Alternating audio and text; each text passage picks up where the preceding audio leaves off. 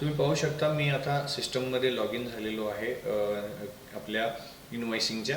त्यामध्ये तुम्ही पाहू शकता की वेगवेगळे ऑप्शन्स आणि सिस्टममध्ये काही डेटाबेस आपल्याला चेक करता येतो. जसं की इथं तुम्ही पाहू शकता प्रोडक्ट अँड स्टॉक आहे, परचेज आहे, सेल्स आहे, फायनान्स आहे, माय वेबसाईट आहे, रिपोर्ट अँड टॅक्स आहे, व्हॉट्सअप आहे, रेफर अँड अर्न आहे, सेटिंग्ज आहे, माय सबस्क्रिप्शन.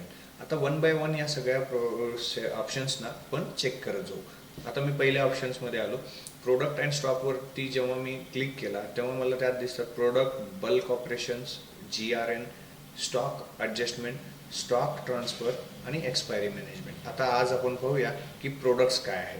मी जेव्हा प्रोडक्ट्सवरती क्लिक करतो तेव्हा मला डेटाबेसमध्ये आमच्या सिस्टममध्ये मी जे जे प्रोडक्ट्स ॲड केलेले आहेत ते दिसत आहेत. बघा इथं एक प्रोडक्ट दिसतोय विवो मोबाईल 20X. कारण आपण जेव्हा ह्याला रजिस्टर केलं सुरुवात करायला अगदी पहिल्यांदा एक कस्टमर, एक प्रोडक्ट, एक सप्लायर ॲड करावा लागतो.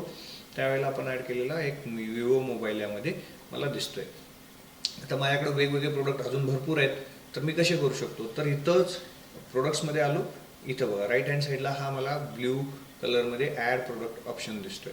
मी या ॲड प्रोडक्टवरती क्लिक केल्यावर एक पॉपअप ओपन होतोय जो पेज ओपन झालेला आहे. आता मी इथं टाकतोय, समजा मी आता दुसरा प्रोडक्ट टाकतोय LGचा HP laptop. Okay, HP laptop मी इथं ॲड करतोय आणि क्लिक केलं बाजूला.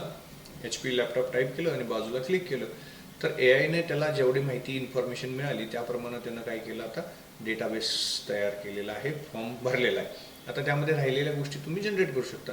SKU त्यांनी जनरेट केली. बारकोड तुम्हाला हवा असेल तर तो तुम्ही जनरेट करा. क्लिक करून एक क्लिक केलं की ज्या बारकोड जनरेट होतो. कॅटेगरी त्यांनी ऑटोमॅटिक सर्च केली, इलेक्ट्रॉनिक्स आहे. त्यानंतर फिजिकल प्रोडक्ट आहे, कंपनीचं नाव त्यानं ॲड केलं HP. आता HSN त्यांनी ॲड केलं. ठीक आहे. आता त्यानंतर युनिट मेजरमेंट किलो आहे, ग्राम आहे, काय आहे, तर हा युनिट असणार आहे काय. ठीक आहे, कारण लॅपटॉप युनिटमध्ये येतो. जर लिटरमध्ये असेल तर तिथं जे प्रोडक्ट आपण ॲड करतोय त्याप्रमाणे युनिट मेजरमेंट सिलेक्ट करा. त्यानंतर याची सेलिंग प्राईस समजा 35,000.